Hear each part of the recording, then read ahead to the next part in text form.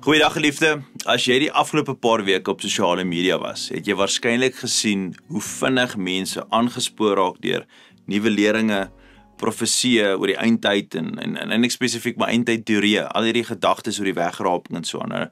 Dis amper soos golwe wat alles met mense begin meevoer. Eers is dit paniek, en ongeloof en onsekerheid en daar's baie mense wat nou uiteindelik apaties geraak het. Maar Paulus, hy waarsku ons juist in hierdie tipe patroon. Hy sê in Efesiërs 4 vers 14, dan sal ons nie meer kinders wees wat soos golwe op en af geslinger word en heen en weer gedryf word deur elke wind van nuwe leer nie, omdat mense met slinkse planne probeer om ons te mislei nie.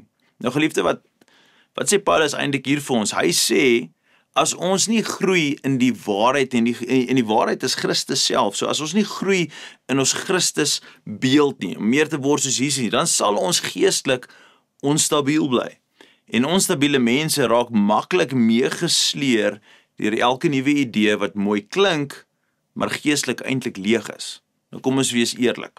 Ons leef in 'n tyd van oorstimulasie met inligting en min onderskeiding. Ek wil dit eintlik weer sê, daar's baie inligting, maar daar's min onderskeiding. En dis gevaarlik, want baie stemme klink geestelik, maar dit dra nie eintlik waarheid nie.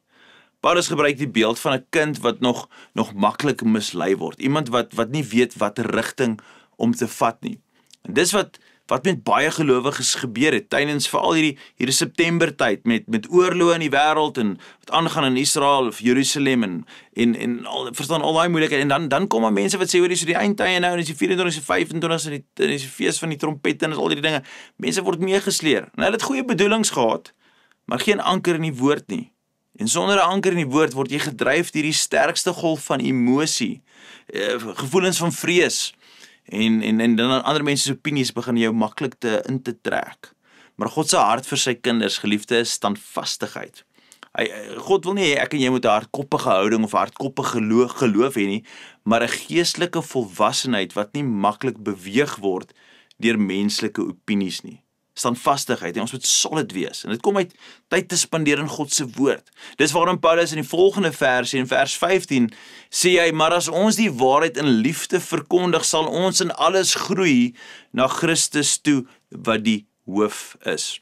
Wanneer jy die waarheid in liefde leer, groei jy nie net in kennis nie, jy groei ook in karakter. So dis waarheid en is liefde, en daai twee gaan saam. En dis hoe jy beskerm bly teen verwarring.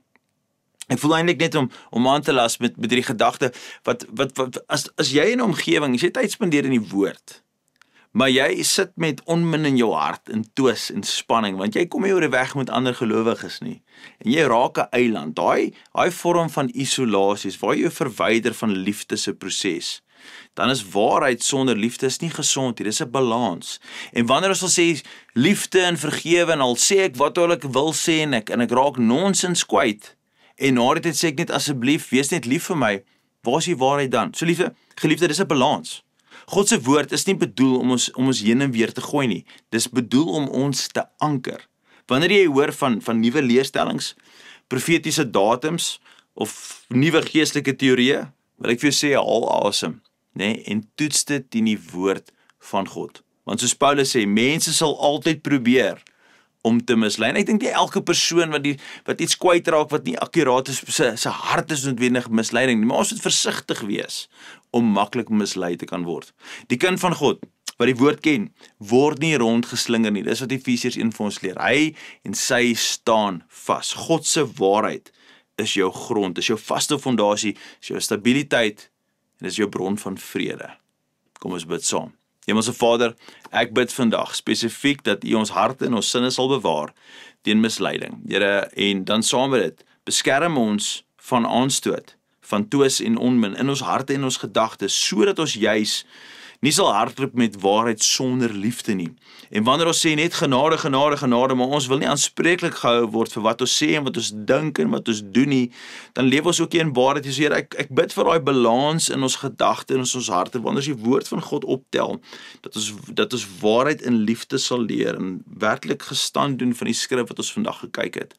Dat ons so sal opgroei en so die beeld van Christus sal begin uitleef, maar dat ons nie kinders sal bly in ons geloof nie, maar dat ons volwasse sal word. Dis my gebed, Here, dat ons volwasse gelowiges sal word, wat opgroei, meer word soos die beeld van Jesus Christus. Hy was die voorganger, hy is die voorganger, hy is die voorbeeld. Dis vir hom wat ons volg. So daarom vra ek, Here, dat U Christus in die voorgrond van ons harte en ons gedagtes sal bring, soos hom beter kan ken, en sodoende meer standvastig te kan wees. Ek bid dit in die mooi naam van Jesus. Amen en amen. Geliefde, hê 'n wonderlike Dinsdag, of wanneer ook al jy hierdie oordeenking kyk, baie dankie vir julle ondersteuning, dat jy nog bly saam met ons wandel. Bid vir Beleef, bid vir ons Impak, en ek bid vir jou, dat jy 'n fantastiese week verder sal hê. Gaan in vrede, totsiens.